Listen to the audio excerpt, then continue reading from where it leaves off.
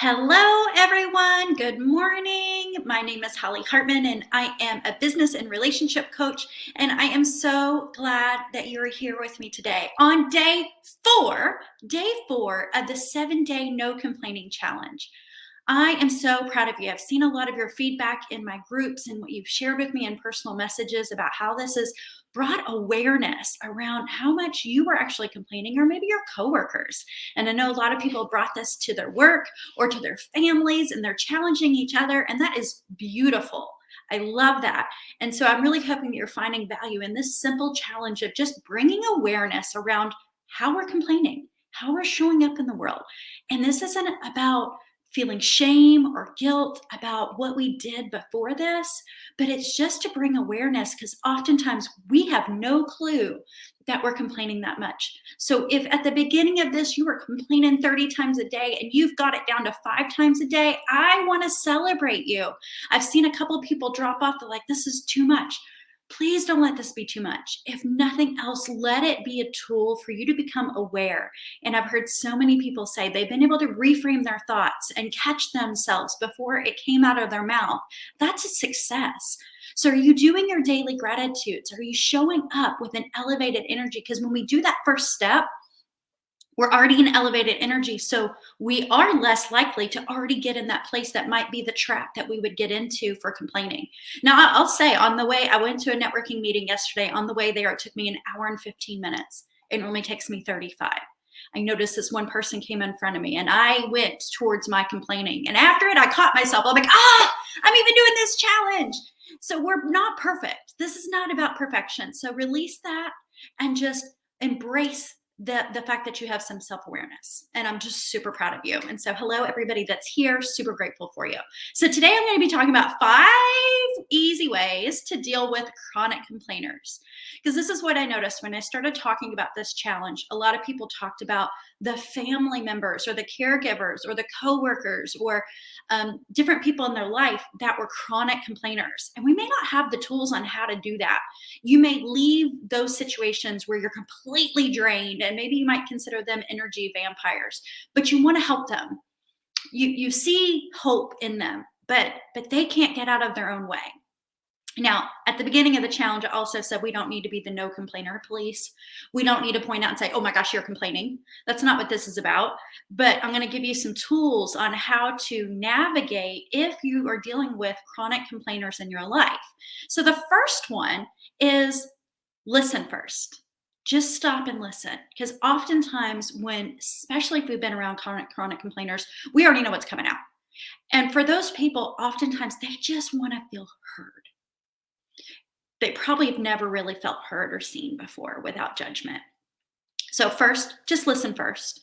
And then after that, then you get to either deflect or redirect. Now, I'm not saying like once you start using these tools, you'll be able to decide which one is going to work best for you for that situation. So listen first, and then you're going to either deflect or redirect. And so what I mean by that is that once people feel heard and validated, sometimes that's all they need. If you're letting them vent for a short period of time, I'm not talking about like they went on an hour vent session and you just sat there and just took it all. No. Because that's what therapy's for. That's like for other situations. That's not what you're there for in that relationship. So if it's for a short period of time, that's understandable. You can listen, right? And then you can just phrase this simple thing back. You can say, how could you think of that situation differently? We don't have to help them.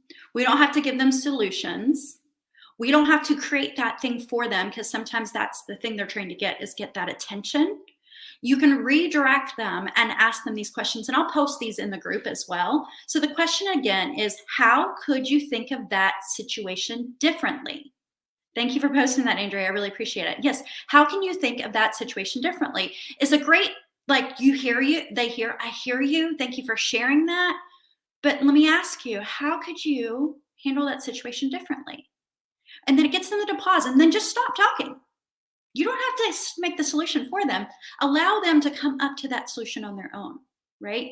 And maybe that's like where you leave it, and then you let them move about their day and do what they need to do. Number 2 is you can challenge them to take responsibility. Okay. Sometimes this might cause some defensiveness and cause some ruffled feathers, but depends on what stage you're at with these people. Challenge them to take responsibility. So it's necessary sometimes to point out the person's negativity because they may not be aware how they're coming across. So many of you all have been doing this challenge and you had no idea until you started to actually become self aware how much you were complaining. So then put yourself in the shoes of these people. They may not really realize how much they're complaining and how it affects other people. That may not be they may just be completely unaware, right? Thank you, Andrea. Yes, challenge them and take responsibility. So what you can say here is, are you aware of your attitude or the frame of mind you're in right now? Okay, so caution, this could cause defensiveness. Just depends on where you're at in the conversation. But are you aware of your attitude or the frame of mind you're in right now? And just pause. So that'll cause them to think about what they're saying or doing. And when a person takes responsibility, they're more likely to change their behavior. Because if I'm telling you, you have a problem, it just depends on the relationship. If I have the know, like, and trust built, I might trust you enough to then go, oh, okay, I need to do this. But if they haven't built that trust, or you haven't built that trust with them, they can be defensive and then they might like turn it around on you. So just be cautious, especially if you're dealing with really toxic people in regards to this. Okay. Number 3, avoid giving advice. Oh my gosh, how many people pleaser out here? Enneagram 2s, the helpers, the codependents. So many of us are out there where we almost don't even hear what they're saying. We hear the one thing and we didn't hear the whole story, or we just know the same loop that they're on. And so we just want to give advice. And maybe these people are, I call them assholes, right? So maybe they are somebody that always asks for advice from you, but it's in a form of a complaint. So think about this. Avoid giving advice. And I've seen this. This happened to me yesterday. I had someone that tried to correct me on my page and tried to give me advice. I wasn't looking for advice. I wasn't seeking. It was a positive post. I wasn't seeking that. So avoid giving advice. So if not asked, that's the caveat. If they're not asking for your advice, don't give it. They're not asking for it. You can ask, would you like my advice? Right? You can ask that, but you don't assume that. You don't just barricade them with advice. Okay. So if you give advice when it's not asked, you're training a person to believe it's okay to come with you with their gripes and grievances. We're setting that stage. Isn't that interesting? So if they're coming to us, they're not asking for our advice, but we give it anyway. We're setting up the stage. Thank you. We're setting up the stage for them to come and just gripe to us, right? We're feeding the animal. We're feeding the bear, all those things. So in this case, you could say, what do you think I can do about that situation? It'll make them think why they're telling you this in the first place. So you can say it in a kind way, but like, oh, I appreciate you sharing that. Is there some way that you think that I can help you in this situation? Those circumstances happen with my parents. My mom will call me and say, you need to get your father to do this. He's doing this, this, this. And I was like, you all are adults. This is not my problem. What do you think I can do about the situation? And they might offer what they think you should do, but then you get to choose whether or not you're going to do that or not, right? It's healthy boundaries. Most of this is about healthy boundaries for yourself, what energy you're allowing into your space and what you're going to tolerate moving forward. Now, not always are these complainers going to be happy with these responses, but what it'll do is bring awareness for them. So number 4, we're going to ask them to identify solutions. Ask them to identify solutions. So after the previous things are done, you can help redirect their focus. So questions are a powerful way to shift what a person is focusing on. Questions such as, how can you best deal with your current situation? Great question to them. How can you best deal with your current situation? Or, what would you like to see happen?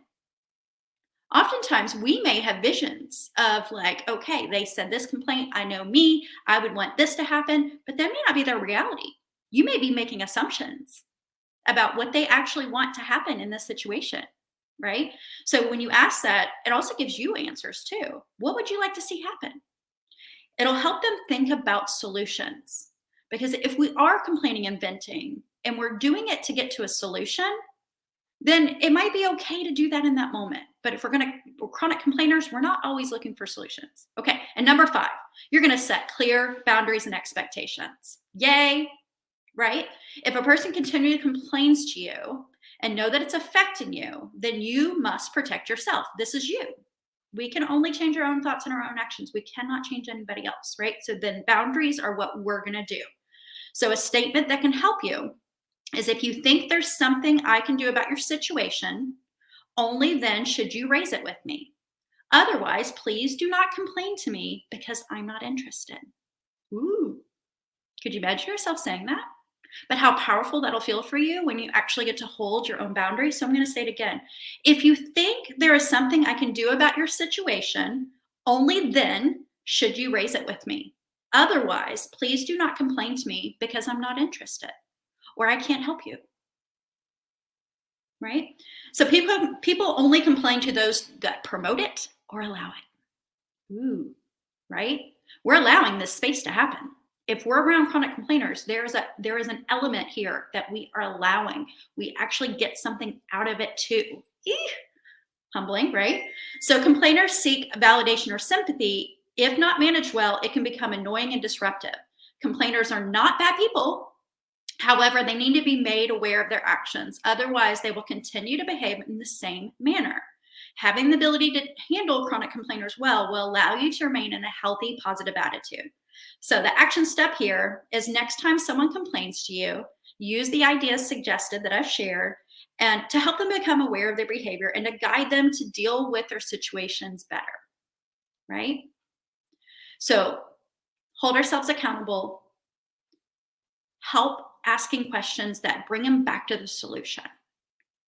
But we're not here to point fingers at them. We're here to encourage them to find solutions. And then if they aren't willing to do that, then we have to hold our own boundaries and say, unless there's something I truly can do to help you in this situation, I'm no longer interested in having a conversation about this topic. So let me know down below. Thank you, Andrea, that's been tagging the notes in the group. I really appreciate that. If you have any questions, feel free to put it below. If you had any epiphanies, or if you're thinking of somebody in your life that, oh my gosh, I have to use these tools with, please put it down below. The more engagement we have in this, the stronger you are in continuing the challenge even past the 7 days. So congratulations. I'm super proud of you. I can't wait to see you tomorrow. And thank you once again. Have a blessed day.